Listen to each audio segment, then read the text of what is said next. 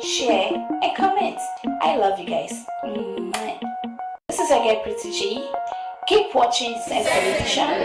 Please subscribe, like, share, and comment. I love you guys. This is a share and comment. I love you guys. This is again Pretty G. Keep watching Sense Television. Please subscribe, like, share, and comment. I love you guys. This is again Pretty G. Keep watching Sense Television. Please subscribe, like, share, and comment. I love you guys. This is again Pretty G. Keep watching Sense Television. Please subscribe. Sense Television. Please subscribe, like, share, and comment. I love you guys. This is again Pretty G. Keep watching Sense Television.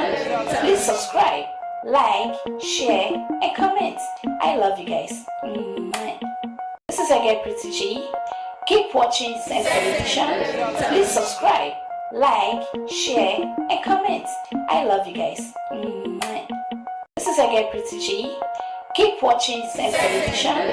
Please subscribe, like, share, and comment. I love you guys. This is again Pretty G. Keep watching Sense Television. Please subscribe, like, comment. I love you guys. This is again Pretty G. Keep watching Sense Television. Please subscribe, like, share, and comment. I love you guys. This is again Pretty G. Keep watching Sense Television. This is again Pretty G. Keep watching Sense Television. Please subscribe, like, share, and comment. I love you guys. This is again Pretty G. Action. Keep watching Sense Television. An era in creation. There was a time when philosophical thinking was the order of the day. From there we moved to industrialization, where you have Rockefeller and his like dominating discussion. From there we moved to the computer era, and now we are in confusion of ideology. There is something humanity must do. We must redefine our discussions. Something needs to occupy our discussions. In these conversations, there is a need for a new paradigm conversation. And that is why these notable men are sitting down here. This program is going to be anchored and delivered by Michael Uzoma Okoro. I'm going to pass the mic to him to take it over. Thank you.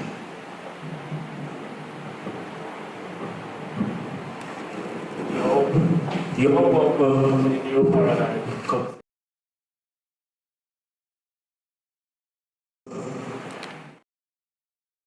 Conversation. It's very important that humanity starts to ask new questions because the world is changing and we're in a new paradigm now. But before I begin the conversations and what will change the world, and I'm going to start this with a story, or rather not tell, but I'm going to tell the story now. Many years ago, when I was a young boy, a voice spoke to me and said, a time will come when we leap for service in the world. I wondered what that service would be. I would not listen to this voice. I wanted what I wanted. I wanted to pursue what the world has seduced me to pursue. But over the years, I met failures at every turn. I became tired. I became frustrated. This voice calling out to me, I'm going to call it to be the voice of God. And then one day, I said to myself, I cried and I said, okay, I'm tired of running around. I'm tired of pursuing my own ambitions. Oh God, what is this work that you will have me do in the world?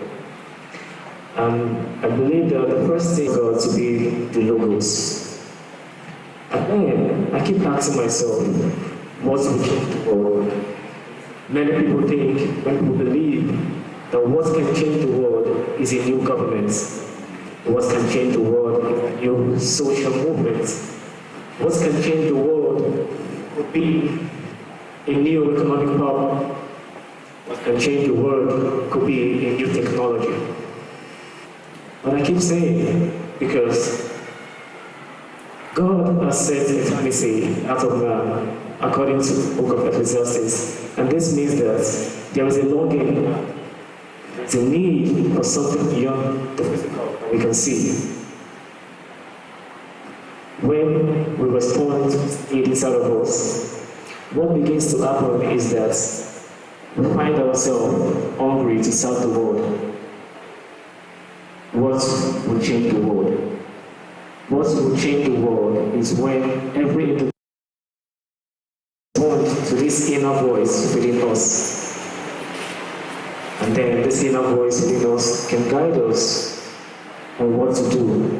And then we realize that the things that we're being guided to do, if we follow them, they have a very rich impact on the world and society. What will change the world, I believe, is when compassion is born. This is when selflessness, the need to give to the world beyond your own personal ambition.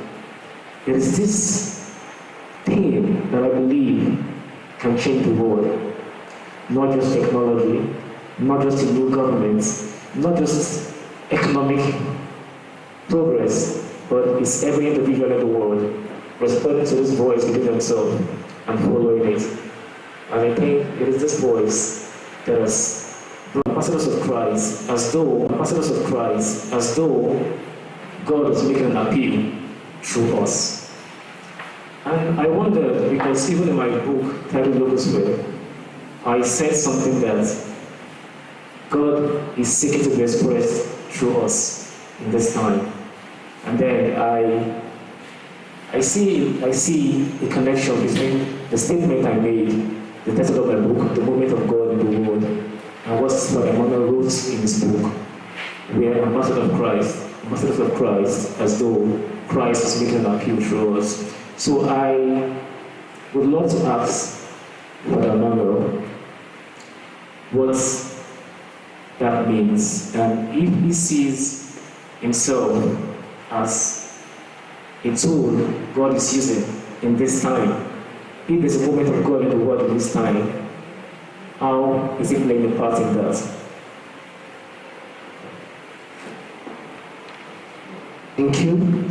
An appeal is a request. And then God made the initial request to humanity through Jesus Christ. He said yes to the will of God, the Father, coming into the world as the exegete of the Father. As exegete of the Father is to show humanity who the Father is. That's why we call him the divine Logos par excellence. He calls himself the Logos that teaches humanity on whom God is and how we should approach ourselves in a relationship with God. And today, as Christians, who are the foot soldiers of Christ, we ought to be the exegete of Jesus, just as he was. He is the exegete of the Father in contributing to bringing humanity to the knowledge of God.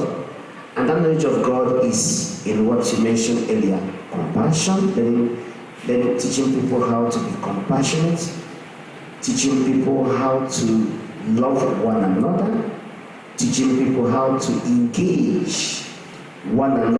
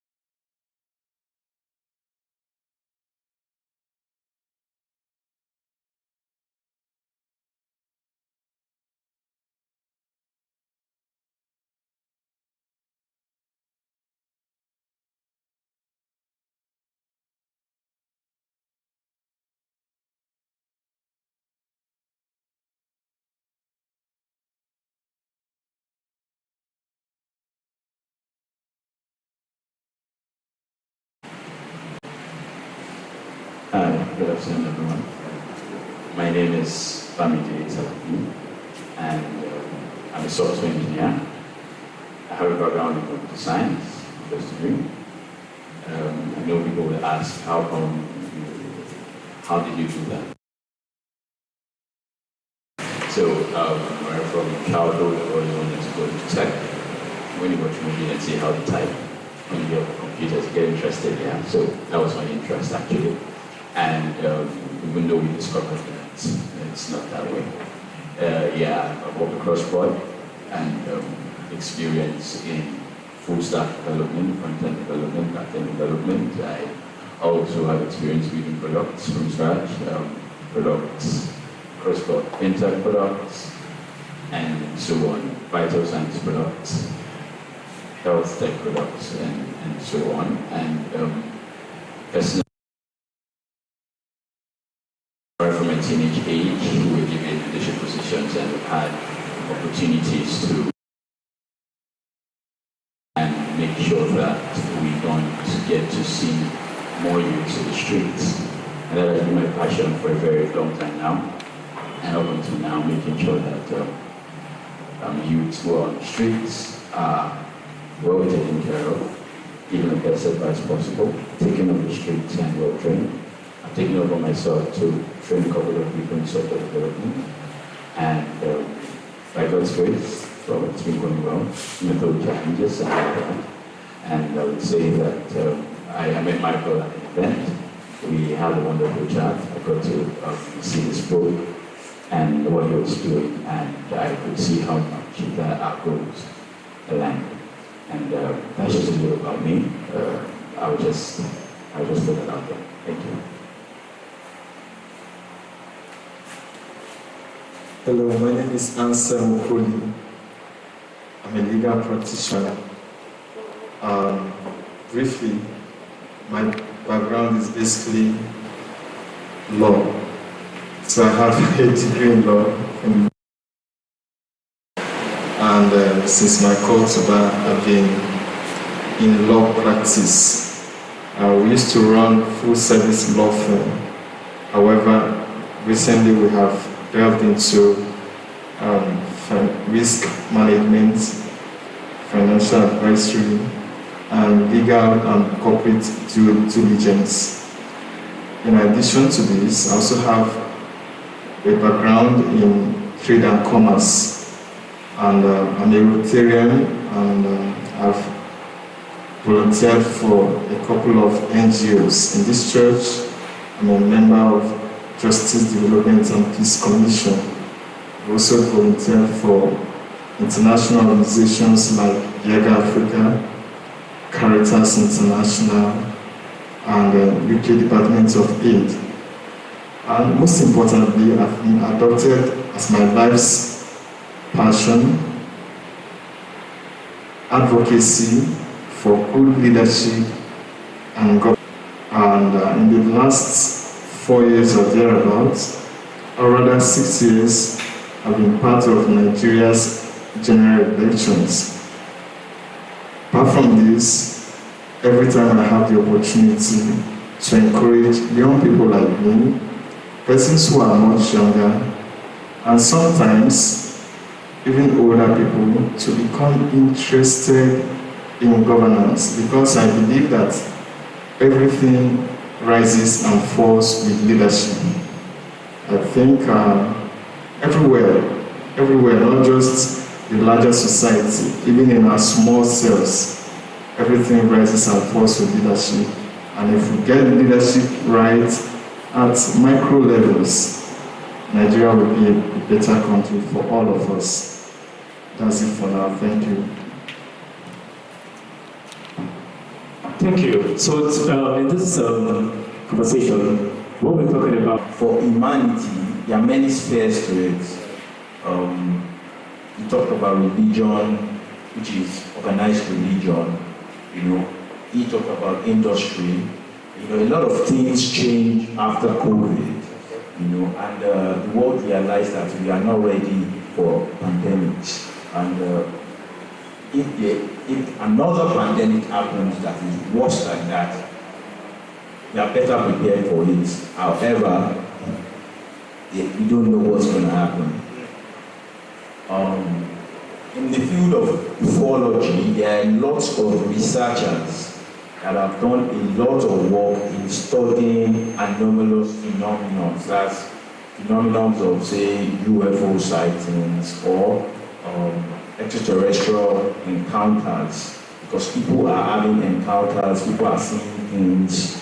You can see it in the news. The US government, the US Congress is investigating cases, projects, programs, hidden programs have been running within the CIA, the DIA since the 40s. They've recovered crashed craft. There are whistleblowers coming out talking about UFO programs that have been happening within the US, outside of the US. There have been recoveries of spacecraft, ships, alien bodies. So we are coming to a time where we will realize that human family is not alone. And there are lots of other things, lots of other species. Now, I'm happy we're having this in the Catholic Church, because new paradigm, you know, when you spoke to me about that, your topic, you know, I could almost guess where you got it from, because it was in my head as well. I was thinking about it, because it is coming to a time where human family has to have this kind of discussion about capacities. Who is a human being himself?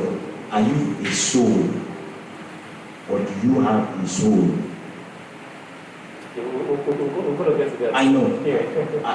It's just a question. I'm not saying I'm answering it, you know. But I'm just saying this kind of discussions is something that is coming out. You see a lot of people breaking out from organized religion, Christians. You see a lot of drama, a lot of theatrics going on, even within the church community.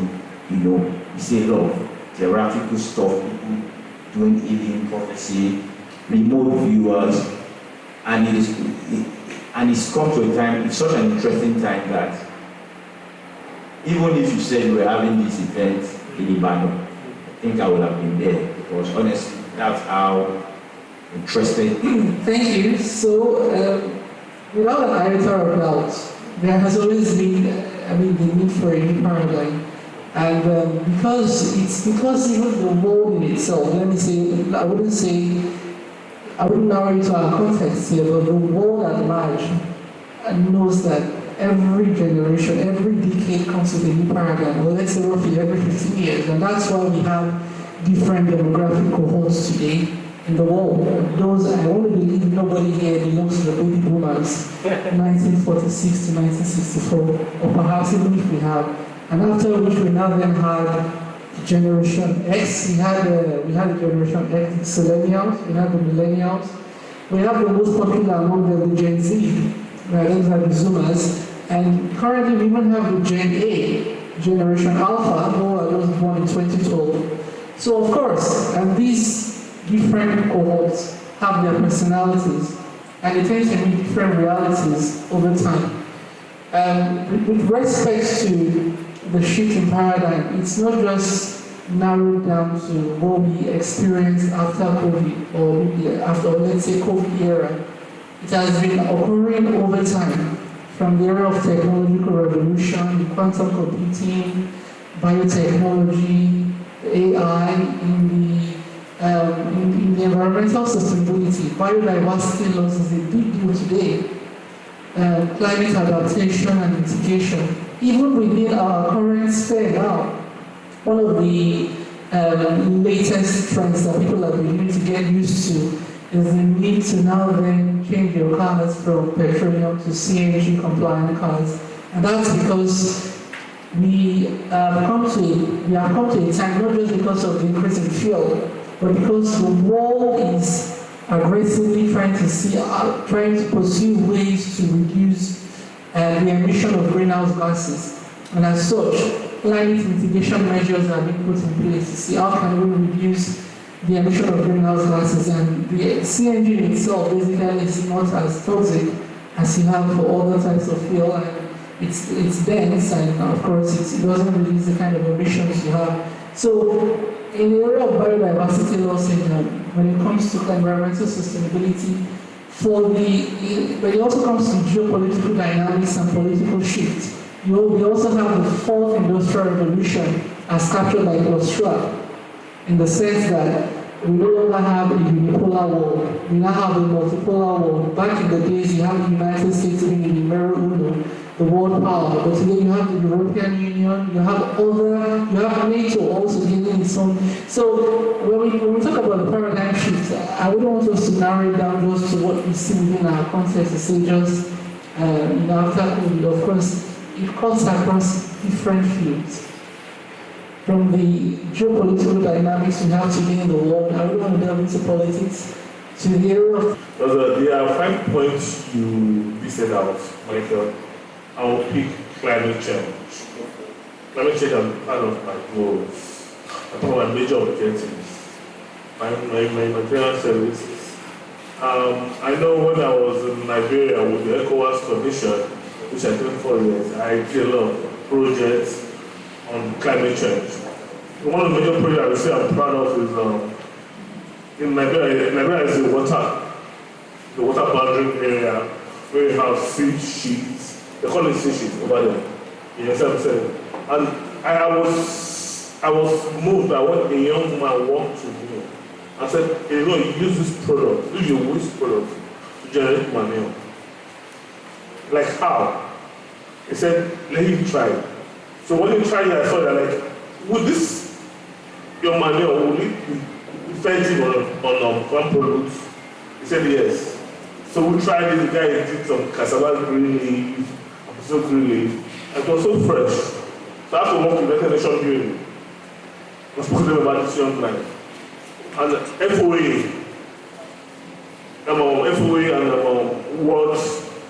World Food Program invited him and said, can you produce more? Let's produce rice. So today now Liberia is producing more rice in Liberia through my efforts and sponsorship with that guy. So I want to say, to me, climate change is what is going to change the world. Climate change and human resources. Because we have a lot, everybody will give them different gifts. We have a lot of people. I always encourage you, go into Tibet. Build your career in Tibet. Not just going to degree, go get a PhD or a master's and say you're top of the world. No. There are a lot of people who are billionaires tomorrow in the world. With just Tibet. They don't go to school. You can mention few, which to mention few right here. Can you elaborate on Tibet so that those who understand what it means? Tibet is technology vocational education training. When people go in learn craftsmanship, like carpentry, computer science, mechanic, every other thing. Those are part of Tibet.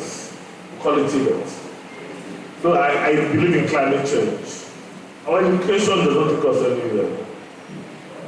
We should switch our world to development. China tomorrow, most of the people in China do not go to school, but they put their life on Tibet.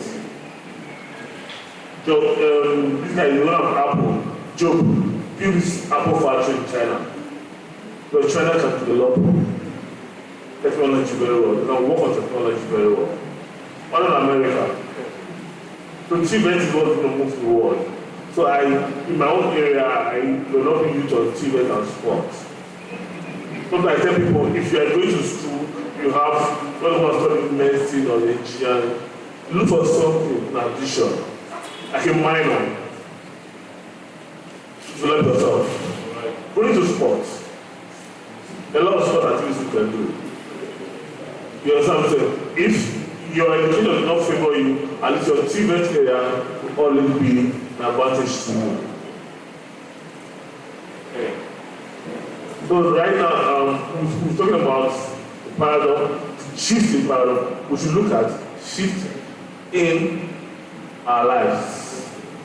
Shift in what we do. Our region of comfort, to me.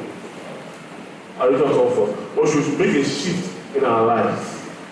Let's develop the world with different things. That's the major issue in life. Thank you.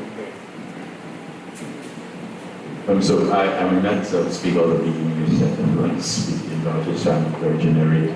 And one thing I've come to notice and understand is paradigms comes in seasons. And when these seasons come, and when there is a sign of a shift, humanity adapts. And that's why we see changes happening. So once there is a shift in, will I say, the atmosphere, or there is a shift in season, humanity tries to adapt. So paradigms begin to change, things begin to change.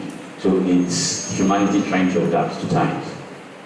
Humanity trying to adapt to seasons. As things change, we're all trying to adapt. We're all trying to make sure that we don't fall victims of these things. And we can see that happening over time. From COVID, there was an event that triggered a whole lot of things, a whole lot of changes, and people had to quickly start adapting to it. People have quickly start changing narrative. No, we're doing this like this before. We have to make sure we do it this way, because if we continue like this with this situation, with these events, we're just going to be lagging behind or suffering one way or the other.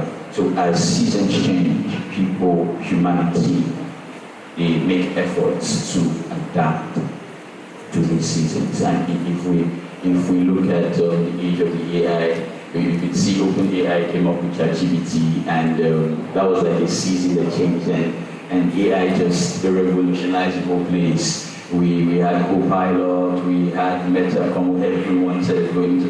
There's actually a saying now that if your startup is not AI generated or doesn't have AI, you might not get investors. So that's a season thing. And paradigms can also be triggered by people trying to make a difference. So someone can decide to say, okay, we need to change something. An event might not happen. We need to change something. And with that trigger, everything begins to change. People begin to move towards that time. And that's it. Thank you. All right. I'll concern myself with the legal industry. So I have to sound like a lawyer. Now, when you talk about paradigm shifts and COVID-19, the question is, what is COVID-19? Some people do not know that essentially COVID-19 is the name the world adopted when we had a global health emergency. Nobody anticipated it. When I say nobody, virtually everybody in the world, some people may have known, scientists may have forecast that we will have issue like this. So it was global. When it happened in Nigeria, courts were shut down. There are many agencies of government where those who are legal practitioners visit every now and then for one thing or the other. For instance, the prison centers were closed, so they were not admitting new prisoners. If you have issue and the person is to be remanded in prison custody, because the person would have to go and do COVID tests, court will remand that person in police custody. Again, a point came when they shut down the courts from, I think, April, long before there was the national lockdown, till around end of September 2020. So it affected the practice of law. A lot of lawyers also visit Corporate Affairs Commission. It's one of those agencies that was shut down. So people were not allowed to visit. Now, what happened? It led to adoption of technology. Today, in Lagos, for instance, and some other places, if you have a case in magistrate court, you can draft it in your office and file without going to the court. That is one. That is not just there. We have virtual trials. For instance, on Monday, I have a matter against Air France. Our client all through the case, never appeared in court. He just joined us via Zoom and gave his testimony, was cross-examined. So it led to adoption of technology. We have virtual trials and what have you. And finally, let me just say that, because I said I'm a leadership advocate, you will see that in church, the national government declared lockdown and people were not allowed to convene wherever more than 20 people are to sit down. So churches were holding online mass or service. I got concerned after because I published 2 articles concerning this, even though it dealt more on contrast, frustration, and what we call acts of God. Now, during my research, I discovered that that policy was a thoughtless policy. The Nigerian government simply adopted it because countries in the Western world declared lockdown. It was not founded on deep thinking. And that is why we need leaders who are forthright, who are ready to think, not just follow bandwagon. Thank you.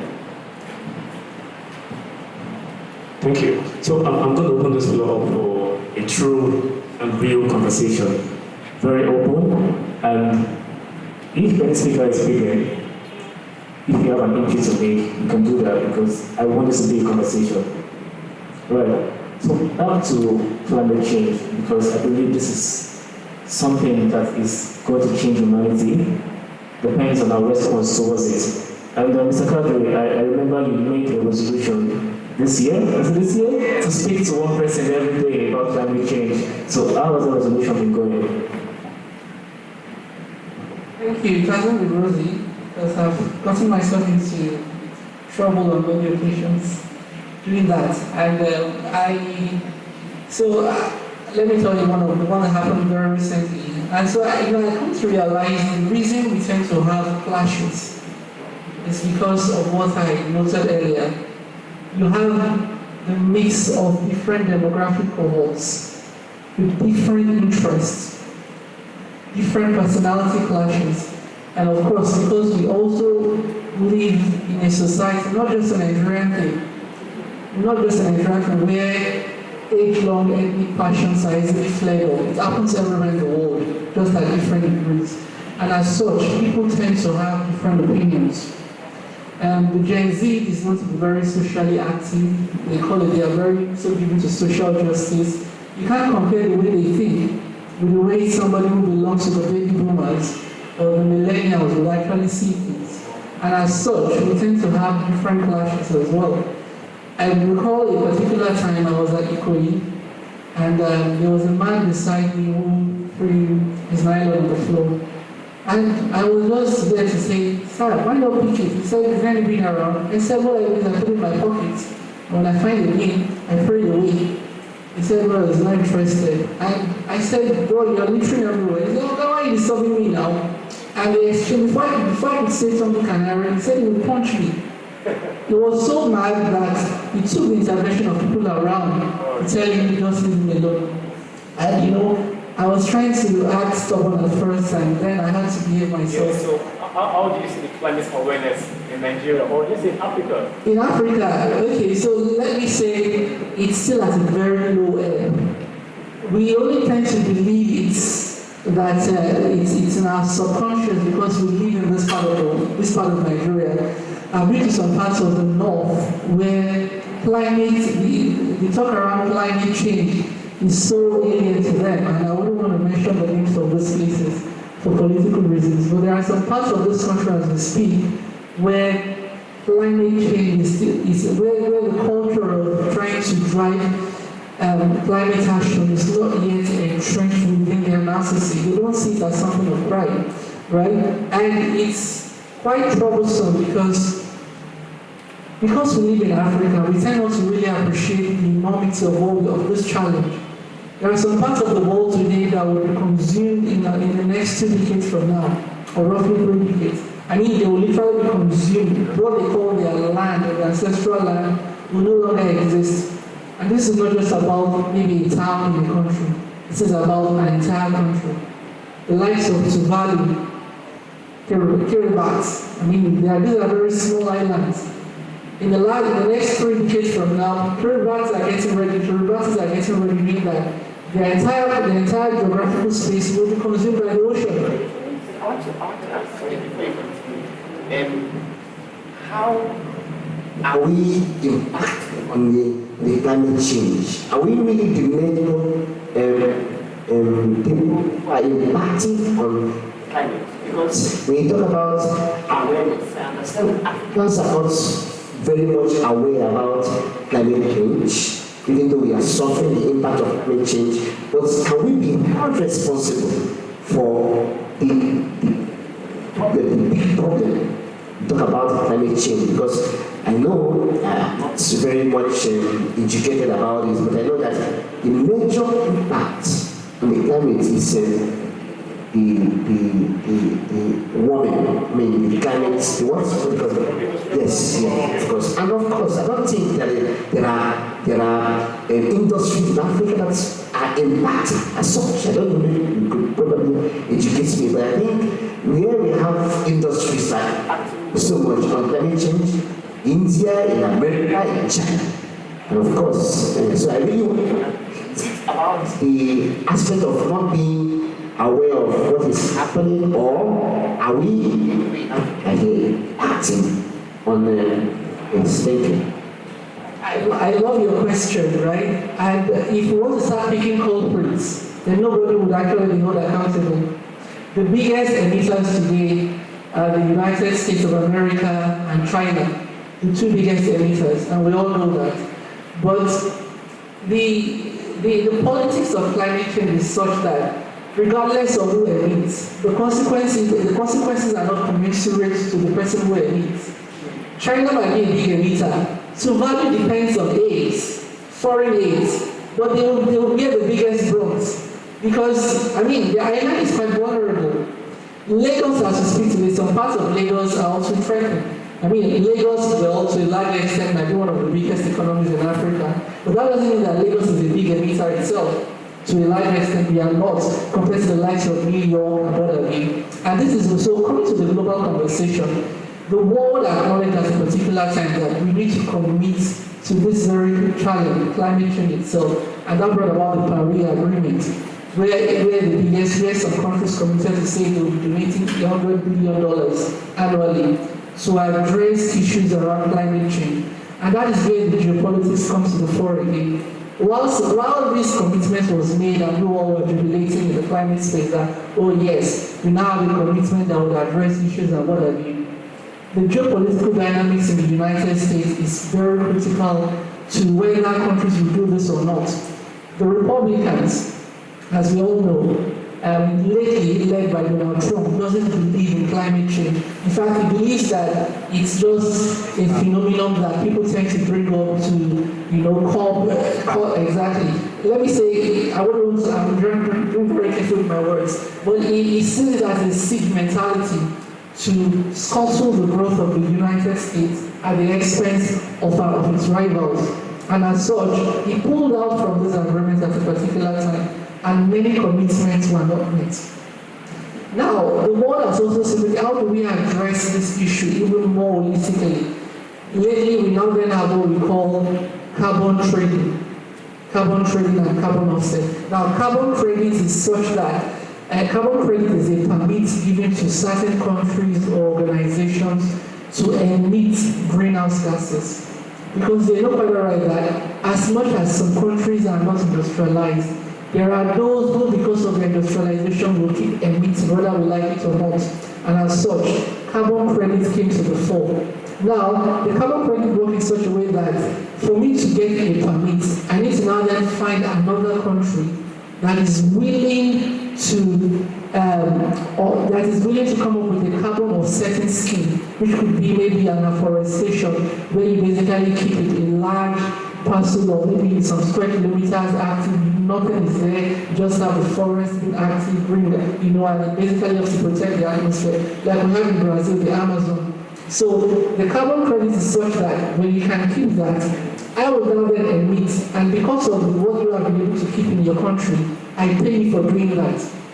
And as such, that exchange now then in such a way that countries that have been able to preserve their natural ecosystem earn from those who are being industrialized. But in the same way, it's still being politicized, because I can tell you to keep your land, and I will still be the one to decide how much I'm going to pay you. So there are a lot of legal technicalities around that. And it's not so, Nigeria is yet to really tap Nigeria has not really exploited that niche as much as we ought to. The likes of Ghana currently exploited. They were able to get a carbon credit recently from Saudi Arabia. And then you have the likes of Brazil, Venezuela being able to exploit this niche as well. But the major challenge we have today is that if you want to basically pick countries based on what they admit, to say that, well, because you admit more, it means that you are more responsible and not responsible. We wouldn't make much progress. So the consequences are felt by countries regardless of who admits, whether you like it or not. And let me just pause here because of time, because I know that we also have to speak to. Okay, I want to come back to. I'm going to come back to this question I'm going to ask you climate change. But I'm going to come back to Mr. Cairo, the issue of UAPs, UFOs, and you made mention of a story I read in your book that you saw a UFO sometime. Okay. And what's really disclosure of UFO mean for humanity? If there's a full disclosure of UFO, how will it impact humanity? What would it mean for us? Okay, so UFOs are unidentified flying objects, but UAP is unidentified anomalous phenomenon. It categorizes everything that is anomalous concerning seeing things, experiencing things, encounters. There are different kinds of encounters people have had. So the question again is, what would disclosure mean? Okay, I will attempt that question.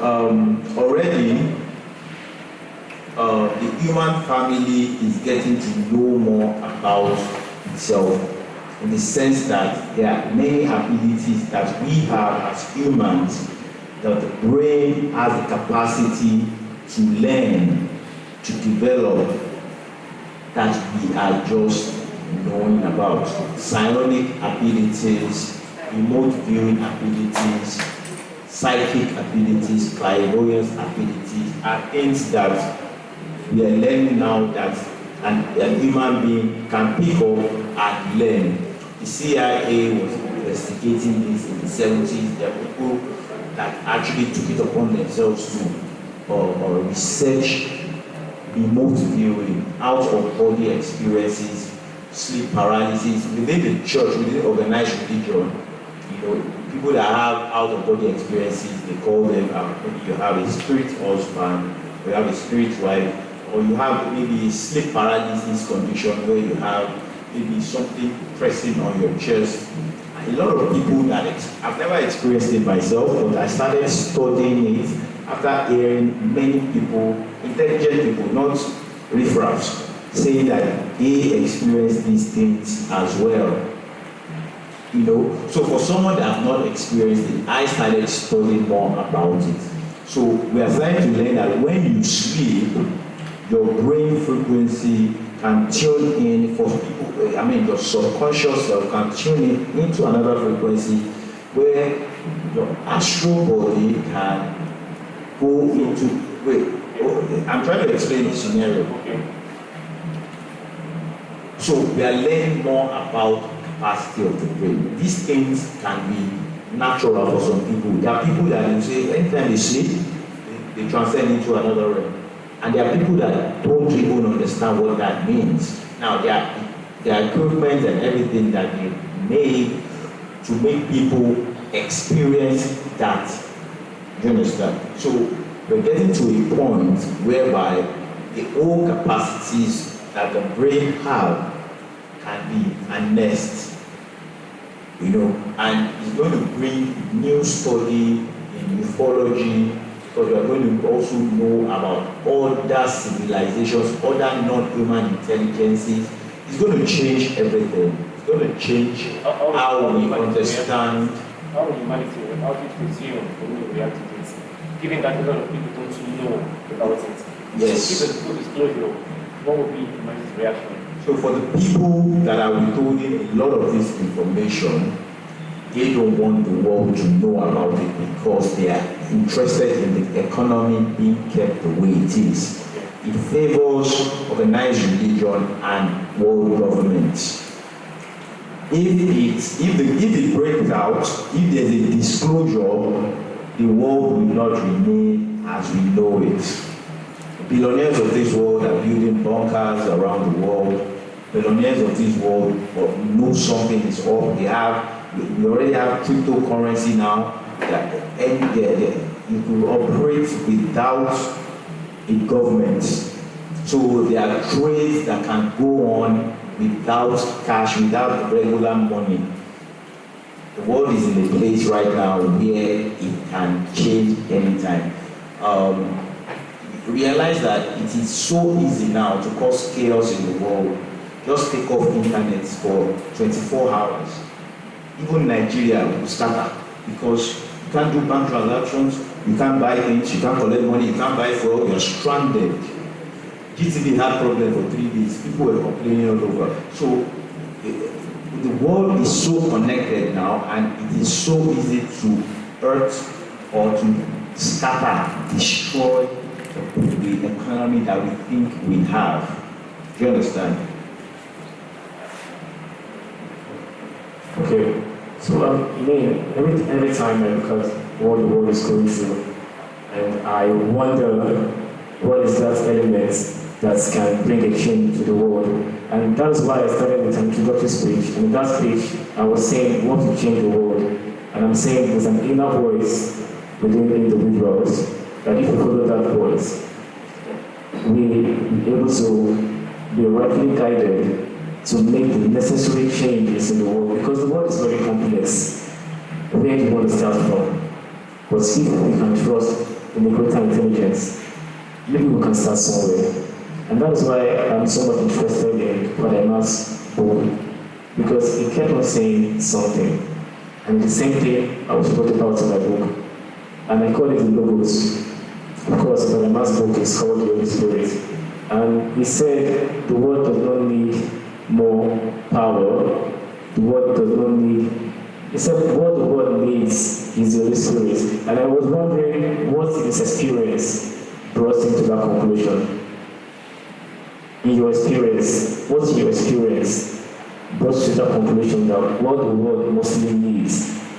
Look at the world is going crazy. People want many things. And you tell them that they don't need those things. What they need is the Holy Spirit. What brought you personally to that conclusion?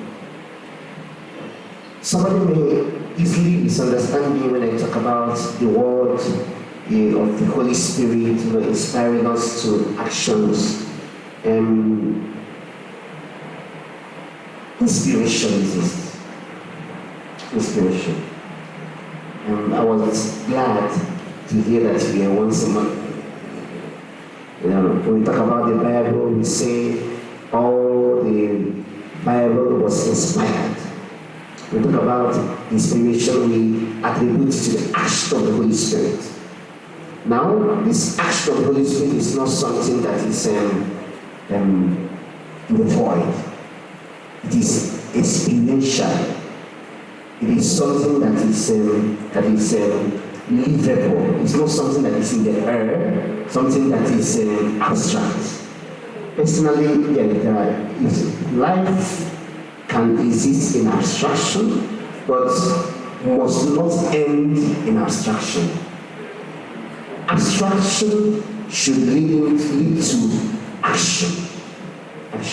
So when I talk about the Holy Spirit, I'm talking about that which gives the enablement to go into action. My book talks about youth empowerment, my experiences. I said that I will rather have young people who are, I'm coming to you, I rather have young people who are every day engaged in the acts of God, which is like tailoring that I am into, because actually, you know, my inspiration towards tailoring and other activities is because I see life as business. I see the Holy Spirit as business. In fact, I feel that the Holy Spirit is, let me use the word, maybe a common balance, it's a businessman. One person is sitting down, you read psychology, or you read mechanical engineering, or you read chemical engineering, and you are waiting for when you will get a job in the chemical industry. Nothing, if you don't get any work in the chemical industry, nothing again for you. It makes that person redundant and incapable of using his human capacities, you know, to contribute to the world. If such an individual is inspired, or you ought to know that if I read chemical engineering and I'm not gotten a job, but I should be able to, even if it's to sell, trade Gary, means to trade clothing, to write a book, and to inspire people, because should go into action. But when the person stays and is not doing anything, you call yourself a youth and you're not putting into action your youthful exuberances, you're going into only Bet Niger, those kind of things. I mean, that person is actually not keying into the will of God, because the Holy Spirit is that which gives us enablement to go into action, into something that is active, not being a pulpit priest. Because today, beyond preaching the word of God, is action. And that's what servicing the poor belongs to what he says. He says, don't tell them God is your shepherd, you know, do not fear, but teach them how to eat. Don't give them the fish, but teach them how to fish. And that is what the Holy Spirit did. When the Holy Spirit came upon the apostles, they did not remain in the upper room. They moved.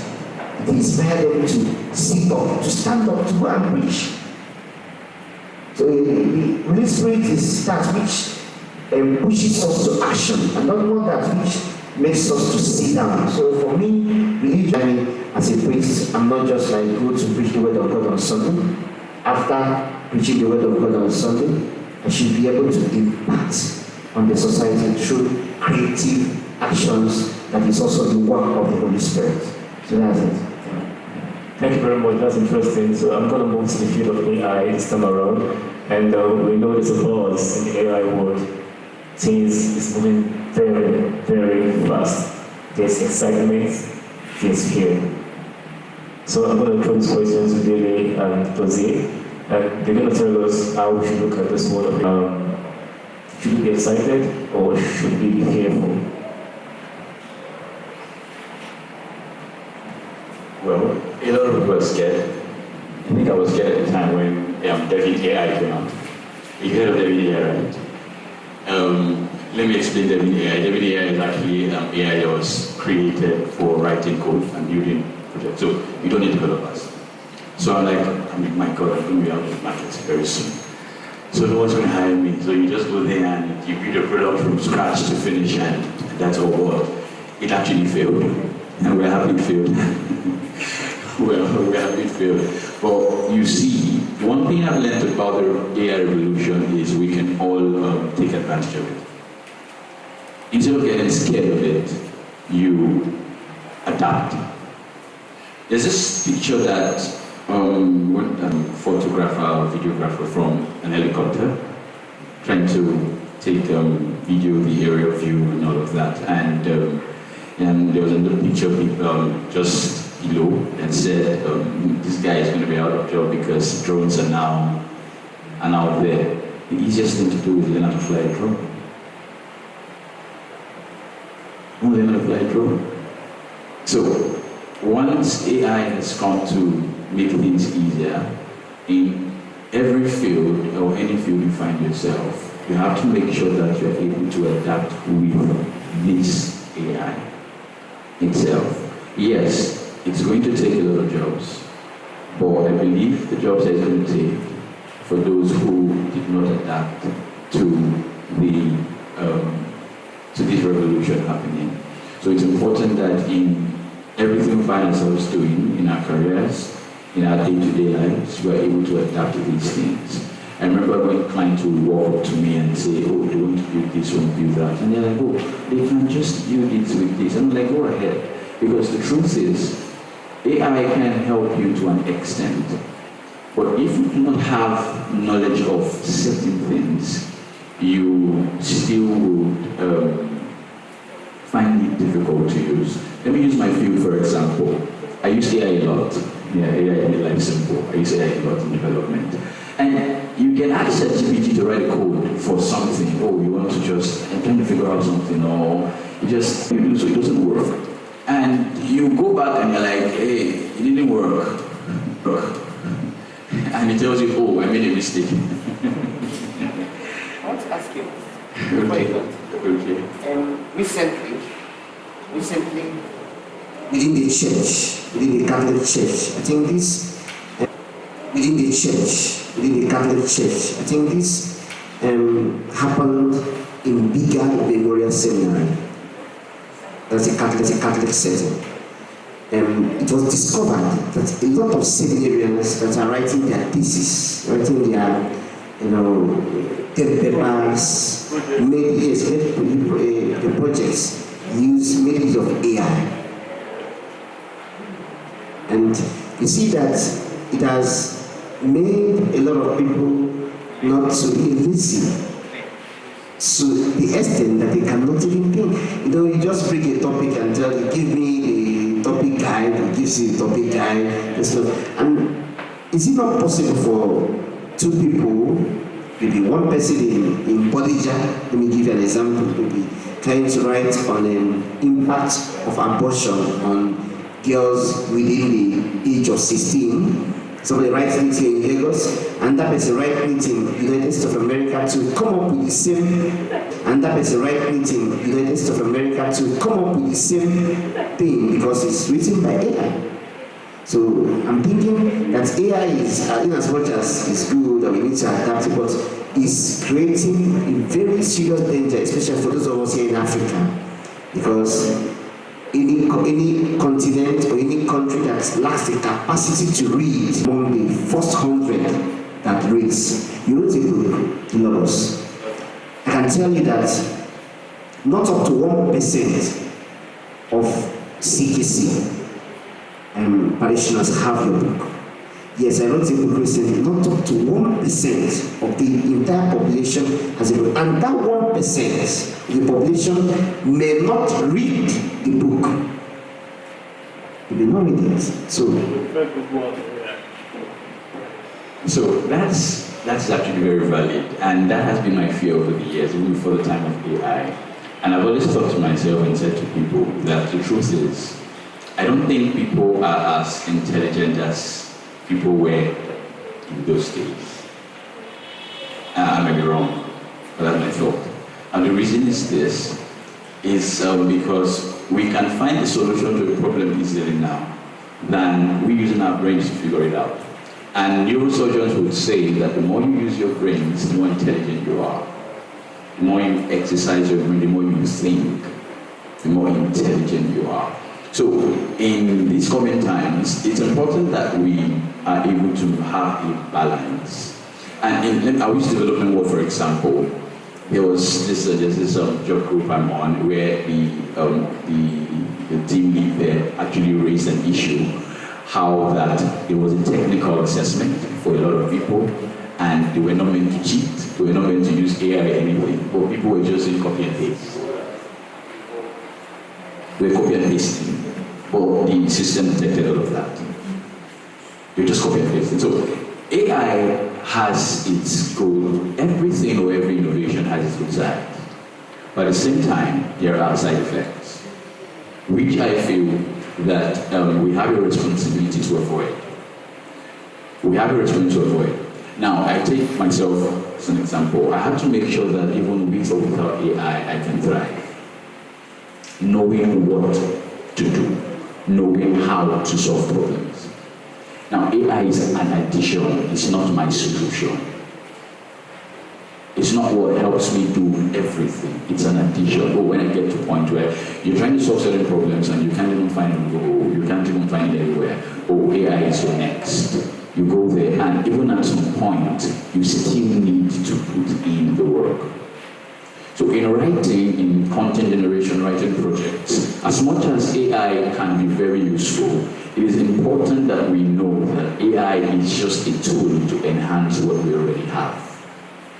Else, it will make us, we will not be innovative, we will not be creative. So we're just depending on AI to generate stuff for us, and we are not actually abilities that we have individually. So we need to do our best to make sure that we harness our creative abilities, and AI is just a tool to support these creative abilities. I remember writing a project some time ago, and I used AI.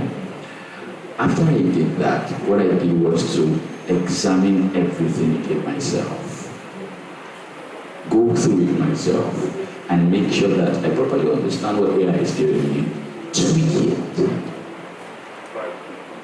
to my own taste. I'll show a story on that. Tweak it to my own taste. So okay, for example, let's take school projects, for example. You know, they use plagiarism tools to detect all of these things and all of that. Now you know if AI is written, you use AI to write something, there are ways you can check. But now this is where we need to then be creative with these things. Creative with these. I know people who can use up to 4 different AI tools. They will use Copilot, they will use ChatGPT, they will use Claudia AI, they will put everything together. So it's like, let me put this on ChatGPT, ChatGPT will give you one, then put it on this AI, please regenerate it for me, and put it on that. It just goes round and round and round like that. I feel it's just not because lazy. Yes, as much as it's a tool to help us, we also need to think, be creative. Yeah. So,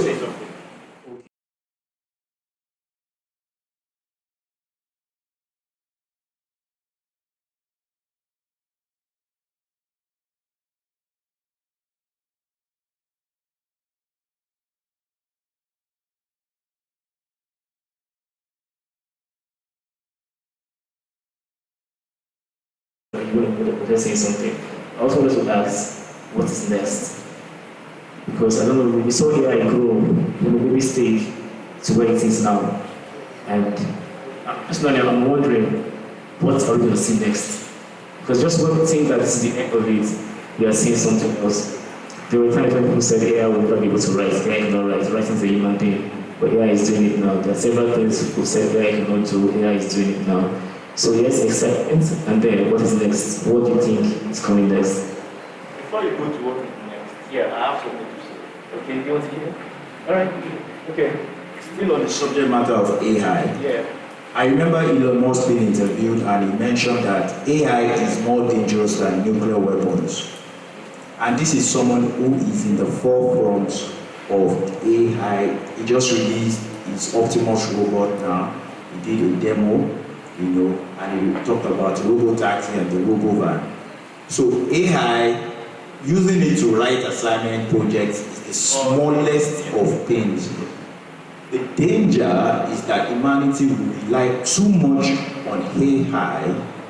AI is a software. It could be Elon Musk's own, it could be Bill Gates' own. It will rely so much that the AI will be much more powerful than even everybody together. Humanity is going to have medical details of everybody, but they're going to be using them in the hospitals. It's going to help. It can do anything, so much so that any entity that wants to take control of the world will just take control of the AI, and it will control everybody basically. So that is the fearful part of AI. Okay. So I want to address what you just said now. But first, starting with your question. Okay. So for me, when it comes to AI, just like you said, I see it as a tool. Now, a tool is supposed to enhance. It's supposed to help us improve. It's supposed to help make things a lot easier. It shouldn't take away the work. It shouldn't take away the creativity. It shouldn't take away our ability to think. However, you will come to realize that, like you mentioned, people having to use this for maybe academic work, right? But you realize that once people are using AI tools for academic work, that was what led to the plagiarism checkers. That was what led to the AI checkers. So, when you see a challenge, or when you see that hindrance, comes opportunity, even for more tools to help. I'll give an instance. Sometime last year, I did a long trip, like about 6 weeks, and I had photos, content from that trip. But at some point, I had to fix my phone, and I lost the proper quality I had for the high-res images. I lost them. By the time they were copied back, it was nothing of what I could work with. But what did I do? I tried out AI on trying to recover some of those images. And the images were near, I wouldn't say 100%, but you'd see like a massive improvement to what I had before. That was low res. So at this point, you find out that as a tool, AI has helped me. And I bet you, before now, without the advent of AI, maybe there was no way I could have recovered those images. I was able to do so. In my office, so one day, someone on my team wrote something and sent it. I looked at it and sent it. And I mentioned her name and said, look, this is AI generated. And I smiled. And she agreed. So even with AI, you will still see that it doesn't take away that human voice, that human touch. You can still see a clear distinction between an AI-generated work and what an individual did. In as much as you might try to paraphrase and say, oh, give the human touch, give the human voice, there's always that difference. So bringing this back to what he asked, application is key, right? The Bible at some point makes us understand that there's a key need for us to apply wisdom in the things we do. That doesn't take away AI. Application is also important. The Elon Musk that said, oh, AI is the most dangerous tool, is the same Elon Musk that deployed AI in his robo-taxi, if I'm not mistaken, right? Because it's self-driven. So it's all about implementation. And for me, AI will not be a standalone. Softwares don't stand alone. You need hardware to. Very problematic. You shut down the hardware, right? And that's gone. So for me, I don't think it will get to a point where humans can't control AI anymore. Because I know that has always been the fear. Even with sci-fi, they try to depict where AI has gone rogue and all that. But I don't think it will ever get to the point. That's my thoughts. You are not AI controlling system.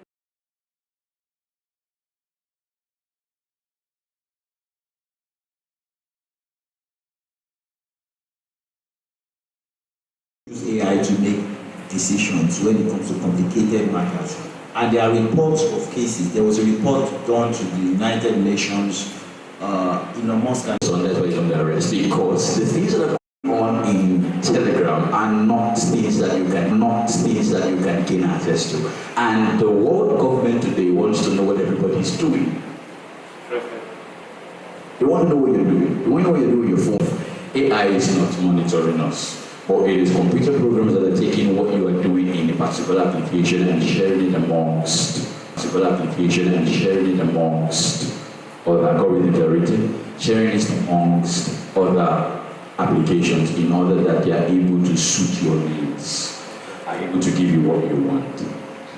So no fear for AI. So we're going to be very, very brief now, and I think I'm going to ask.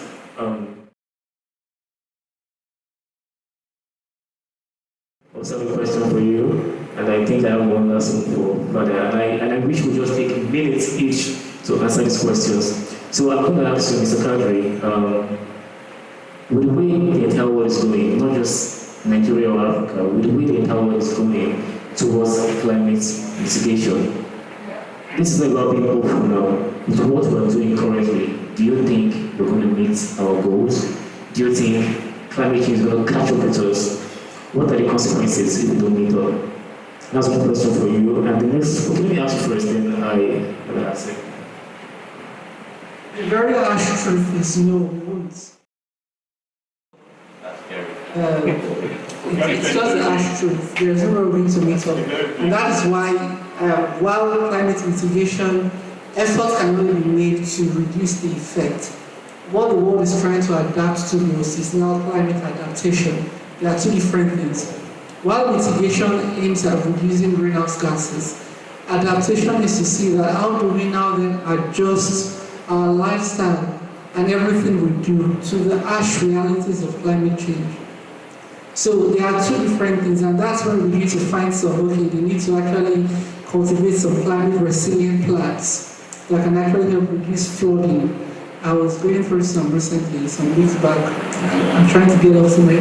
So there are some climate resilient plants now that can help to curb flooding, being adopted in Asia, in Nigeria, just Is it the use of technology or natural? No, they are natural, based on advances in research has shown that there are climate resilient plants that can actually help to reduce the effect of loss in soil fertility, flooding, some other challenges, hurricanes and other natural disasters. But you're saying that with the way we're going now, we won't, honestly, we won't. And it's going to, are we doomed? We are not, no, we are not doomed around us.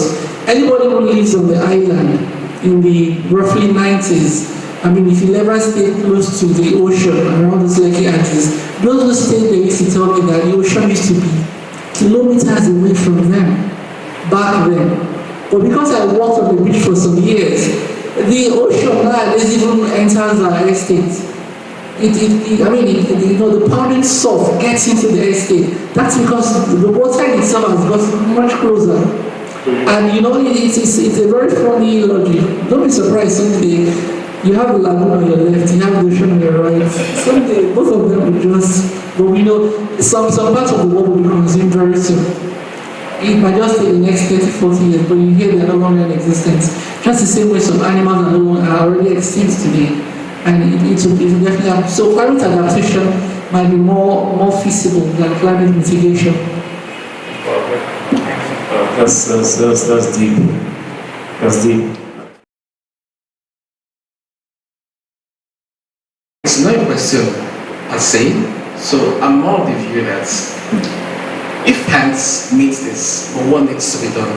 Earlier on, I wanted to learn the word on necessity. Now, as an individual, we are trying to stop someone from littering and you claim vote because he stood his ground. But imagine if there was legislation against littering, where people who litter either get arrested or get prosecuted. So which is why the Bryce mentioned that everything rises and falls with leadership. If we have a government who is thinking in that direction, individuals will have less work to do because there's a policy in place supporting or promoting people or stopping people from littering, right? Same way with clean energy. We've all been talking about solar. But you realize that real adaptation started when people realized that the cost of buying those was way high, or even getting into these fossil fuels. So for me, for humans, it's more about necessity. It's necessity that will make humans act. Zoom was there, virtual meetings was there as an option, but how many people were using it? But when the pandemic hit and we realized we couldn't go out, adaptation came. So while some of us might see the pandemic as a curse, I feel it's a blessing in disguise because it makes us understand that we need to create that need for people to do the right thing. And that can come through leadership. That can come through legislation, policy. That can come through, yes, there's economic hardship, but somehow it's a blessing in disguise because a lot of people have now transitioned between using a lot of fossil fuels and then clean energy. I think last question. Last question, Barrister.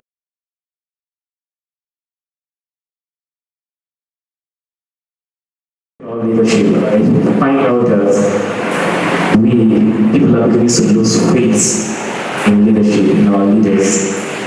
And who will be there to lead us again if we're not being led by people like us? So I keep thinking, how do we restore our faith in our leaders? How do we restore faith in human leadership in the world? Because people are losing faith in our leaders all around the world.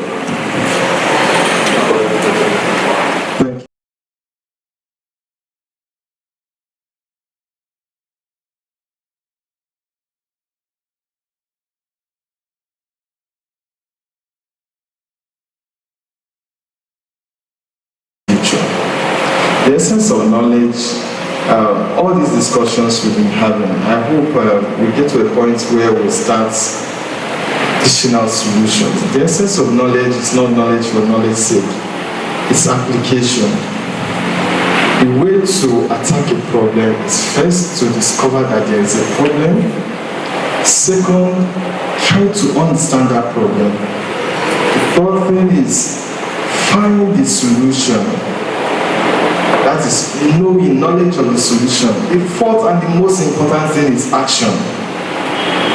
Taking action to ensure that you have a solution. Humanity has always had a leadership problem. Nigeria in particular. All the issues we've had, by issues I'm referring to the crisis we had in the West that eventually led to, of course, Logosphere was jailed at a point because he plotted a coup and didn't succeed.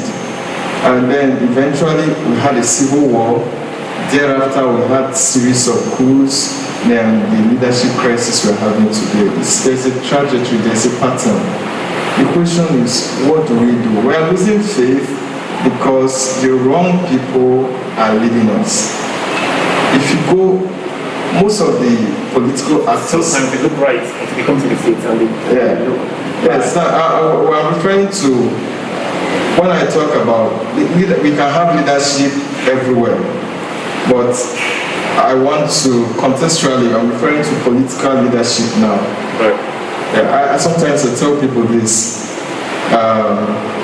Somebody once said, if you're not married in the church, you're not married. I said, that's not correct. I tried to correct a lot of things. In addition to other things I said, look, it is the law, Marriage Act and Matrimonial Causes Act that determines whether or not you are married in the church. It is the law that says if it's a church, it has to be registered church. The marriage must be administered by an ordained minister of that denomination. It has to take place within so time, 8 to 6 p.m. It has in our own church, we do it 3 times. Yet, and all whatnot. So everything, political leadership is very important. Now the question is, if people are losing faith, what do they do? Enter the arena. A lot of people are afraid. A lot of people think politics is dirty. And it's not, Nigeria is not exclusive to Nigeria. If you read Obama's book, The Audacity of Hope, the preface there, he said, when he told people at his local level that he wants to go into politics, when he was educated in Harvard, he had good prospects. People asked him, why do you want to go into such a thing as dirty as politics?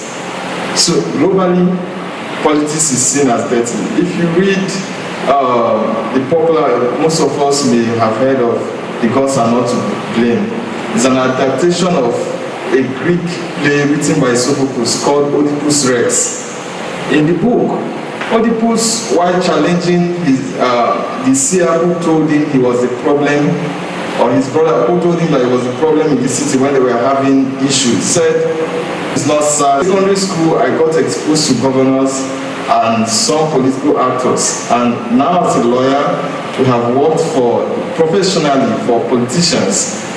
So we know some of these tricks. There is no big deal.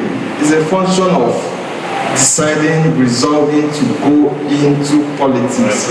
We have political APC and PDP, they have their meetings around. Go to that place. You see that majority, if there are 20 people, 19 and a half of the people there are usually people that are not enlightened and are penniless. The people I'm seeing here, you people are all looking good. Nobody's looking like he's hungry. If you go there, immediately you emerge as champion. And politics is not all about going to contest for governorship election or this. There are a lot of ways you can play politics. If you gather enough people around you and you decide what happens in your environment. For instance, if you join, say, APC here, and at the end of the day, when they are appointing people when they are doing recruitments to civil service, and you ensure that competent people, if you're a board chairman or competent people are recruited, that is leadership. It's not just, oh, I want to be appointed a commissioner, a minister. Exactly. So, to answer your question, instead of being right, go inside. And mind you, last thing to say, none of us is going to leave this world alive. Jesus Christ died at 3, right? So what do you mean? Yeah, people always think they have time. Let's go. I have not enjoyed life. Except to wake up and go in there, and nothing will change. Thank you. That's right. I like that.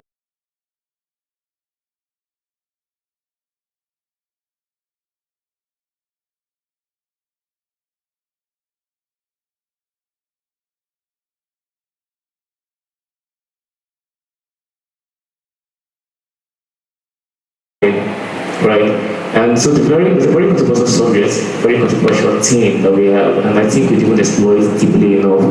And it's the issue of artificial alien intervention, which Mr. Taiwo was speaking about.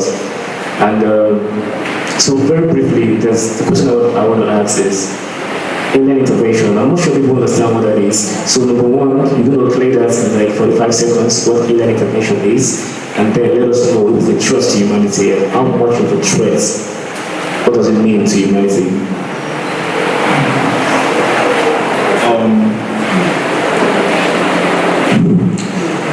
It will be a difficult thing.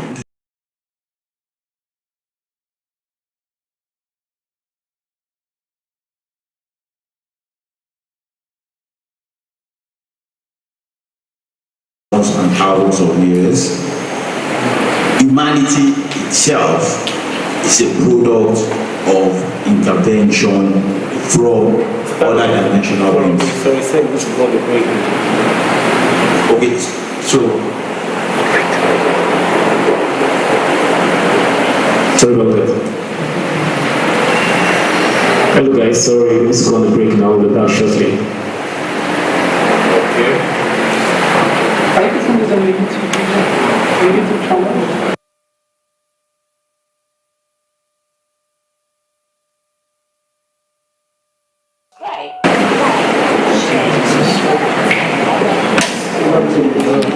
This is again Pretty G.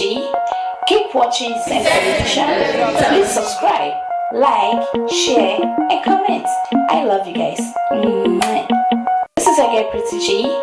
Keep watching Same Television. Please subscribe, like, share, and comment. I love you guys. I don't need to change the action. Start again. Just pick up from where you left off. First of all, you see back. Welcome back. And then ask the question. Or say he was about he was answering and whatever. Just continue.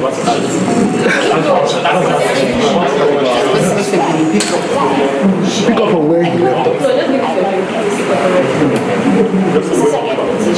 Okay, so rolling camera. Action. Oh, welcome back. Okay, so we're going to continue from where we dropped off from. And it's also saying what is alien intervention, what it means, and what does it mean for humanity? Is it a threat, or what does it mean for us? I mean, we are clueless, we don't know what it is. Thank you.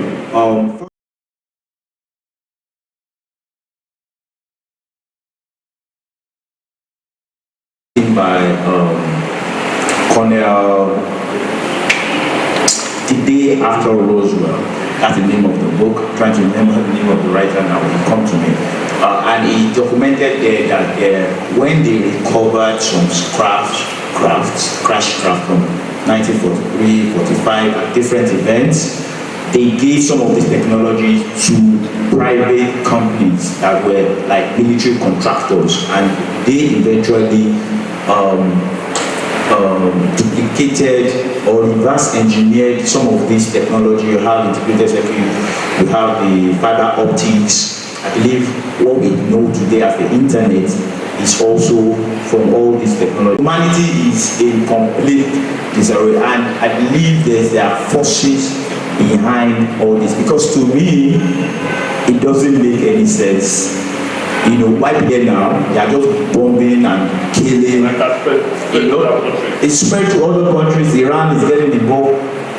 Humanity as a group, I have realized, do not make the logical decision. We're not united. As units, as groups. You know, I mean, if you do the study of the influence of the Catholic Church during period before the Nazi taking over Germany, the Nazi party, you know, you will be disappointed. You will be disappointed because they had an impact, even though they stood against it after some time, but it was just too late, you know. So, like he said, power is to be taken. Those guys were more intelligent, they were smarter. What they negotiated with the Christian party was that the Christian party would take over all the schools in Germany and they will control them. For that, they sacrificed their party ticket, basically, literally in today's world. And of course, the Nazi party took over. Adolf Hitler raised his army, and of course, started causing mayhem. That is not ordinary. No be clear high. We say it in our palace. You know, because if you know the reason why Adolf Hitler felt they should start attacking the Jews and every other Europeans that don't come to the party, you would think, does this even make sense? It was because they believed they were biologically superior. They were from the Aryan race, and because of that, the human race as a whole has to form an army, and if you are not with them, they take you out. You know, if you are not part of that race, blacks were not even considered. I made the point just at the beginning of this surround, you know, all this kind of stuff. It forms your personality. Now let's come back to Hitler and Israel. Israel sees itself as a chosen nation. Okay? The Jews, yes, the Jews see themselves as a chosen nation, and they are a nation set apart. When people say no melange, pas de melange, there is no mixture. Okay? So see themselves as a chosen nation, they act as a nation set up. That's why when we talk about in the Bible, we talk about the story of Babylon, the story of the experience of Babylon, where the people wanted to build a tower, and then at the time confusion came in among them. You know, that is the way Israel tells the story of being set apart, that they don't want a kind of mixture with the nation. And this story is repeated in various ways in the Bible. Even the story of Adam and Eve in the Bible and the sin of Adam and Eve is not only about sin, about disobedience. The story is actually a story Israel is telling the world, the Asian Near East around them, that the reason why they have to move apart is because they have eaten the fruits of wisdom, and now they don't want to stay with other people, and they have to go out of the garden. So when you look at it from the perspective of Adam and and Eve eating the fruit from the message, you will lose the reason why that particular story was told. Because the story, I'm coming. I know. Yes. So you find out that. But you are speaking with two sides. I'm coming. I want to come to where. You are saying that the Bible shouldn't be taken literally. Yes. Take it like an allegory. Yes, it shouldn't be taken literally. And we need to understand the intention of the authors. Because today, a lot of people misunderstand today now. Every Catholic or every Christian believes that God created only Adam and Eve.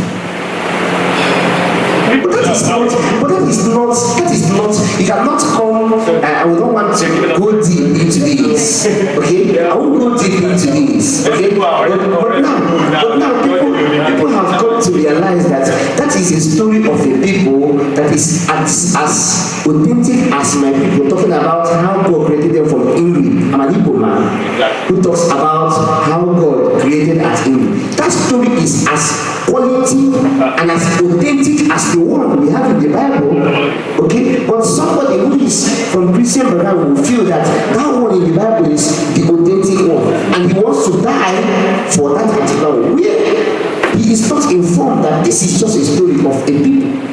Now, look at that of Adolf Hitler. He feels that the Jews are the one that killed Jesus. Okay? That's enraged him. He used that theory, of course, gain the support of the less. Smart people. Yes, of course, not the bourgeoisie. These are the people who do not understand, of course, the intention. Yeah. So that's it. That's why I said we can't discuss everything today. So we're going to have this conversation another time. But I really thank you all for your contributions. Amazing. And so we have an audience who wants to ask a question. So let's hear the question. The person has okay. Good evening, everyone. It's really a great privilege to be here. In the midst of great men with very intelligent mindset. So I'll just get into it. My name is Clara, and my question is, how do you suggest we prepare our minds for what is to come in climate change? Thank you.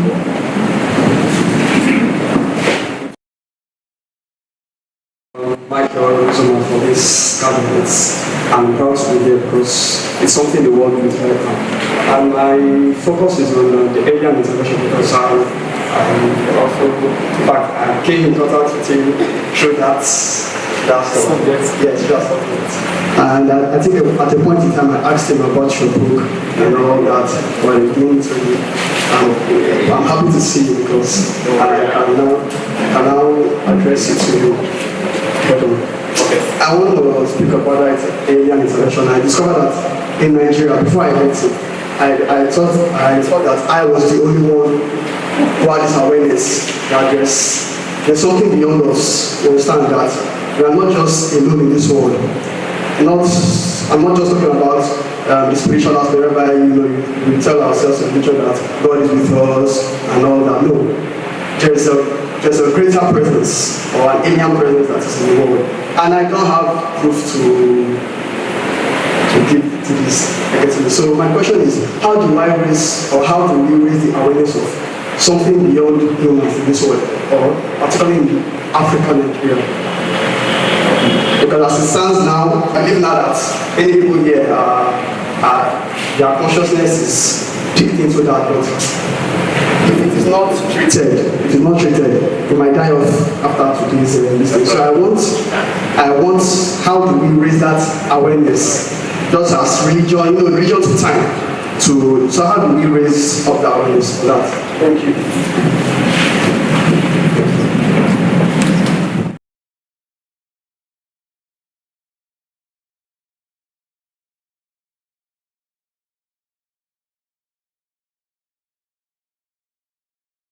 Of influence, reduce the rate at which you burn energy. Let me tell you why you can't do much. By 2050, it's estimated that plastic in itself, plastic alone will constitute between 10 to 13% of the carbon bodies globally. And don't forget, we now have Dangote refinery produces 650,000. It accounts for 1.1% of the world's oil production. So don't think we are going to actually reduce that anytime soon. And because oil production, the plastic we use comes majorly from the production of fossil fuels, it means that we are in for it. So it's not something that we can really control within ourselves. I always tell people, follow the baby steps. Reduce the rate at which you burn energy, follow climate reports, follow green reports, advocate for green infrastructure in social media platforms. And the best you can do, I have on several occasions and severally, I have, as you know, I've played the role of a state of the law agency at Ushodi, threatening all those market women. And they don't know I'm not one. I'm just basically threatening them. Just do anything you can do within your sphere of influence, but we can't control the dynamics. It's way ahead of us. And I'm done with that. But maybe something that would really delve into much very later on is the very sensitive topic you both were talking about.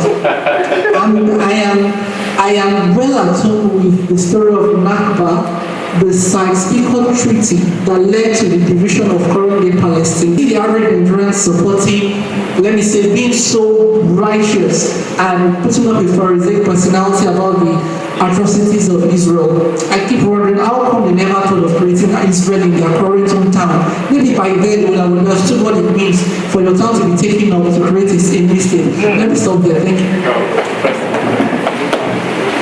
Okay, so thank you. Your question is alien.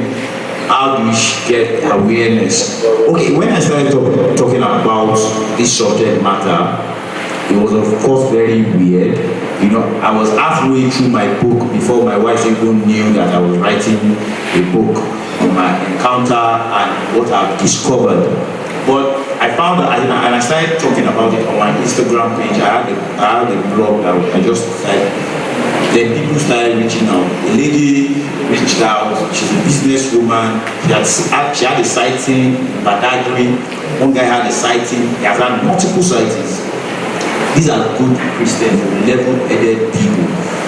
In fact, she says she can't come out to say something. I couldn't quote her. Another person in Abuja, another person in Benin. Multiple people have had encounters. So they are not just the only one. Believe me, there are people in Lagos that have. So there are so many different types of anomalous phenomenon. Like I said, you might not see a UFO, you might not interact with alien. The one in Abuja was very, very spectacular. Let me tell you a bit of the story. This young guy, he finished from university and he was living around the custom barracks in Abuja. Said after playing ball one evening, he saw like a light and he was attracted. He went to see what was there. Then he encountered like an holographic figure of a thing, like a being that was actually talking to him. And of course, the first thing he heard, according to him, was that, "Don't be afraid." And he said immediately he was calm. And they had interactions, they had discussions. And they didn't ask him, "Do you remember that we talked before?" And he remembered that at the age of 5, he had an encounter. That he woke up and he told his mom that he saw Angel Michael, he saw Moses. And he just mentioned characters in the Bible that he knew. And he woke up crying. At the age of 5, he woke up crying. And that's not the first or second or third encounter that people have at really young age with these beings. So what I found out from my research is that people have these encounters and they forget.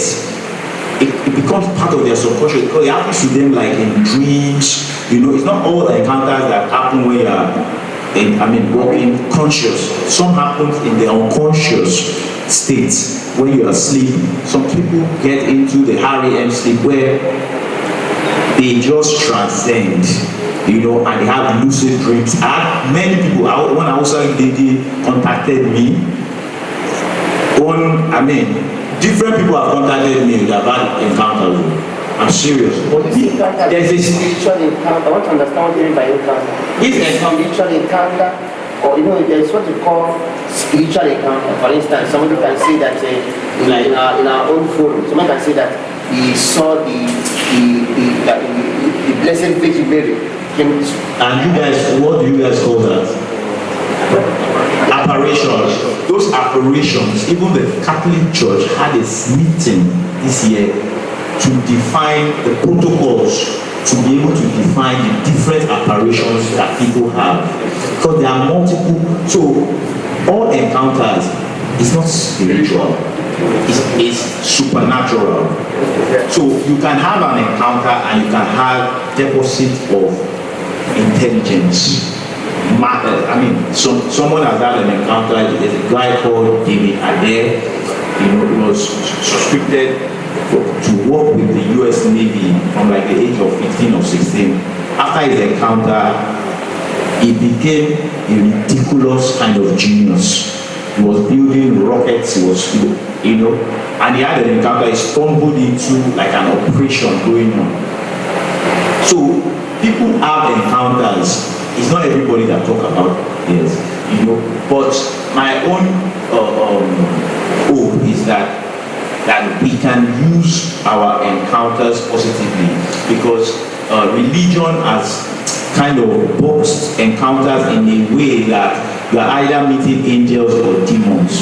Sometimes it's neutral beings, sometimes it's positive beings, sometimes you are emitting the kind of energy that you have, the fear you have in you. Some people complain. I had a lady that reached out that she was raped, like sexually molested in her dream.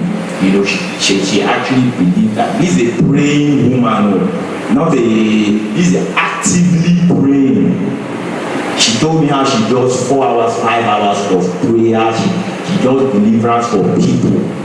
And I can recollect even a pastor, I think he's Apostle Joshua Selman, talking about how he used to have sleep paralysis. Demon used to press him.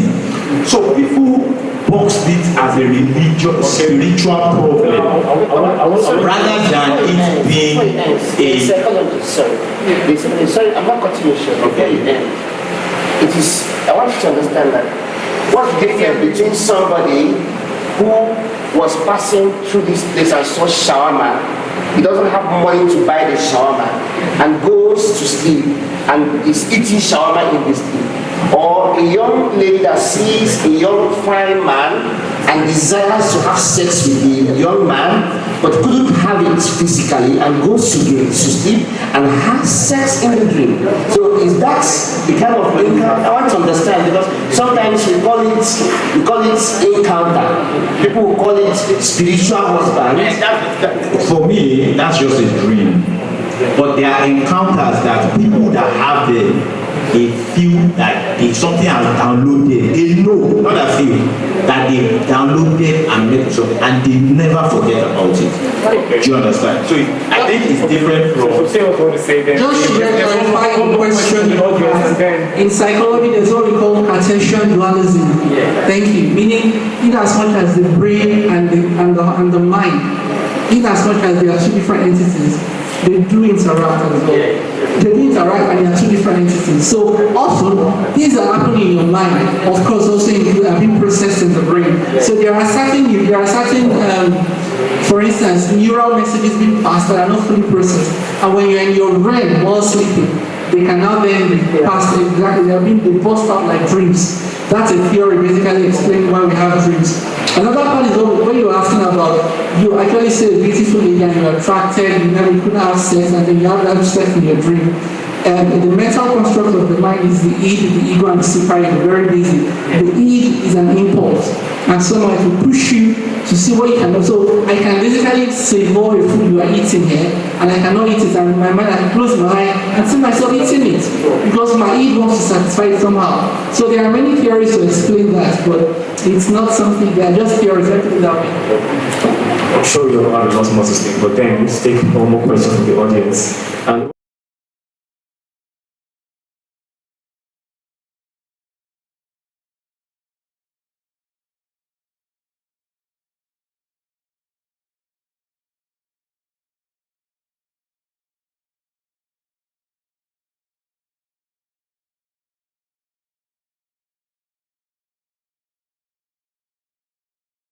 on the AI before I left. So my question is this: do you actually think that human race is on the verge of extinction? Now, the reason why I ask that is, take for instance the whole advancement of AI, and the baby toy Elon Musk is currently playing with. How it has, I was watching the short clip he released on his robots. How the robots the intent of the robots is actually to take over humans, like doing basically everything you can do. And with we humans, the more problem we have, the more we create AI to solve those problems. So do you actually think that human beings are actually ready to give up their lives for AI to take over? So I will throw it to him. I'll just say something very quickly. There are reasons why AI or most of these technologies come up. One of the reasons I saw that Elon Musk actually brought up most of these robots, and one of the reasons he stated was the fact that if you want to lift heavy stuff, over time you tend to have back pains. Over time you tend to have severe side effects. So he's trying to solve a problem. Take away the side effects or take away these challenges that we would face if we would do some of these things.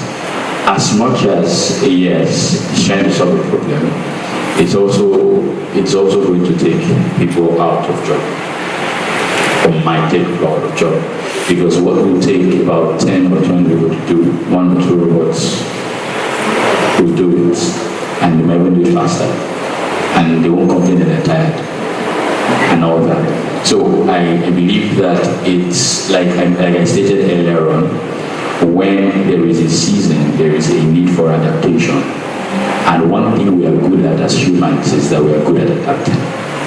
And when the time comes, or when that time comes, it's close, it's already here, we're going to adapt to it.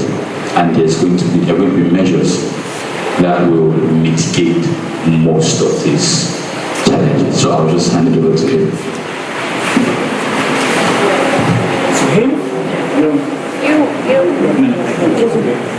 Okay, just to lend the words, I talked about legislation at some point, and you will realize that in some companies have even banned the use of certain AI tools, right? So that is where control comes in, and at some point, if it starts to get out of control, legislation, rules, and policies to guard against misuse and abuse. Thank you.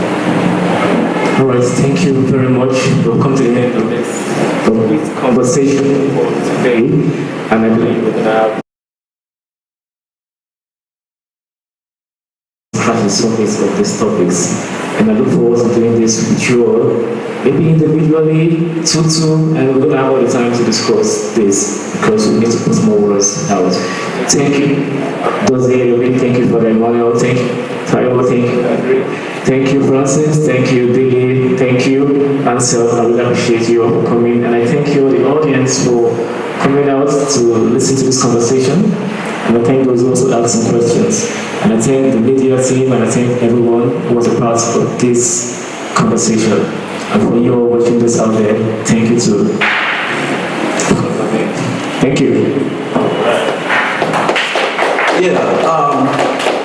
Conversations held here today, they are deep, they are incisive, they are thought-provoking. These are thoughts that are meant to enlighten you, are meant to awaken your consciousness to a lot of things that you may not know. If you have watched today, I'm not sure you want to miss the next episode. Tell those that didn't watch that there is a new paradigm in town. With this, we close this.